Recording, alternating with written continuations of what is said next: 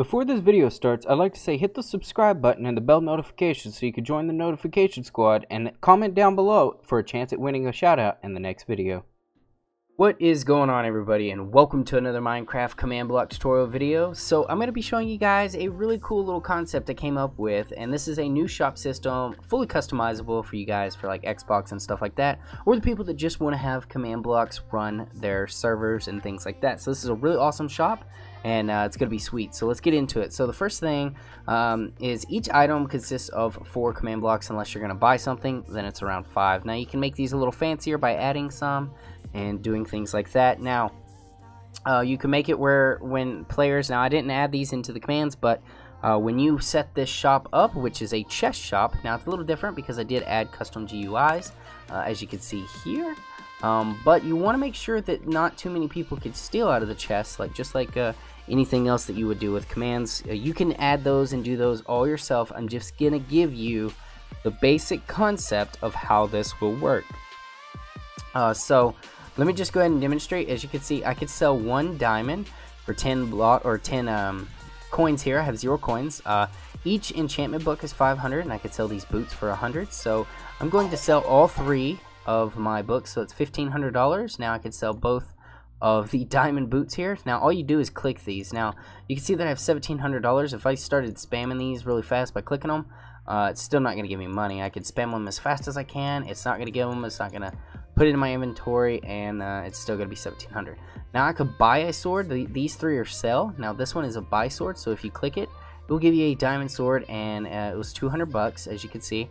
So 17, and now I'm back at 15 because I bought myself a diamond sword. So this works kind of like, maybe you guys kind of saw it already for the damage values for these boots and the sword here. Same for the diamond and the actual enchantment book. Most stuff in the game has extra like data values, I guess you could say. Now this is just a clone command, and it's cloning these specific ones that I'm testing for. And all I did was name them. I didn't add anything to them. I just named them. So when you have these specific items with a data value in your inventory, it'll start executing commands. Now these you cannot get in vanilla Minecraft no matter what. They're like strictly for modding NBT command blocks. Like, you're not going to get them while playing a game or a server.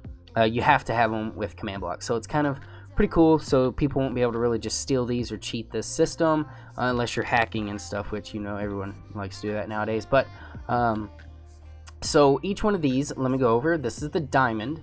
Now clear at P diamond 10-0. What does that mean? If I went ahead and give at P a diamond, if I could spell diamond, diamond, okay, and I'm gonna give myself 1, and you could see that it says data int, so it's like the actual damage value, which would be 10.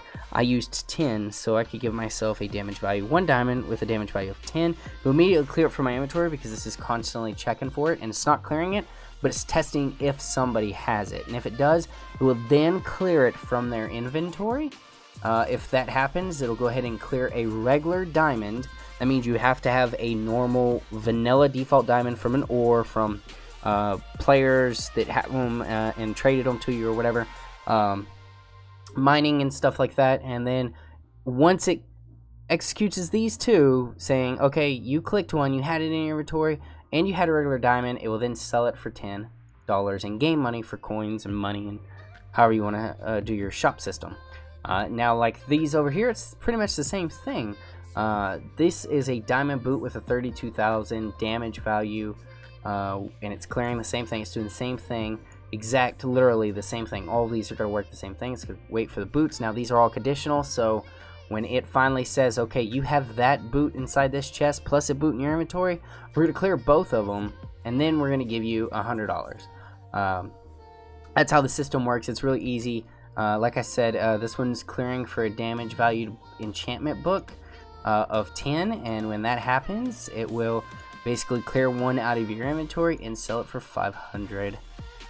Now you could check damage values to change these. You don't have to use the same ones I did, but if you go to, like, say give at P, and then you could say like a iron, I guess like an iron ingot, So we're going to give ourselves an iron ingot, we're going to give ourselves 20, and we're going to give it a damage value of 8. So these are not by any means a default damage valued item. This is command items. So you're not going to find these 20 irons legit in your game.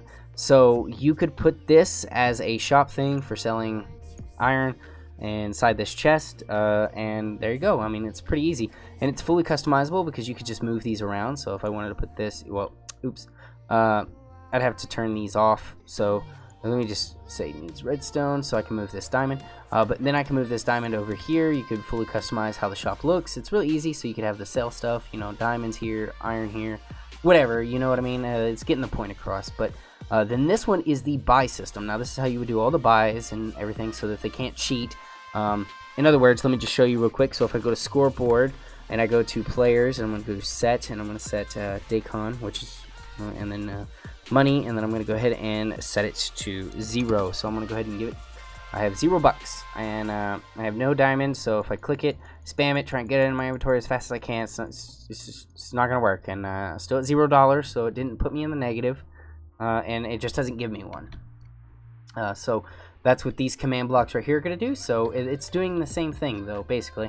It's clearing for a diamond sword with a damage value of 10,000. You can't get that in vanilla, but you could go 32,000 if you want as well. It really doesn't matter. This is just for the demonstration purpose of the shop. Now, this one after that, after it clears, immediately after it clears, that's basically saying you have this diamond sword out of this chest that can only be got with a command block or hacks or something, cheating, modding, something, anything that says that it's not vanilla, basically, because of the value. It's going to immediately test if you have $200 to however, whatever your cap in your game is. I just put like $1 million. And then once that happens, if this happens, if this says, yes, you do have $200, it will then execute the rest of the commands. If it doesn't, this is where it stops. It immediately will just clear the sword from your inventory, because the one right after that will be remove $200, and it's conditional. So if this says yes, this will say yes and then remove the $200. Then this one will give you the diamond sword, and the very last one is very important, because you can see these are all conditional and this one's a unconditional. So that's basically always going to be running the moment that runs. So if it says you have a diamond sword with a 10,000 in it, it's going to clear it no matter what, whether these are active or not active. So if you have the money, it's going to clear it. If you don't have the money, it's still going to clear it, but not give you the money or the diamond sword. So that's exactly how that works. You can change these to whatever you want.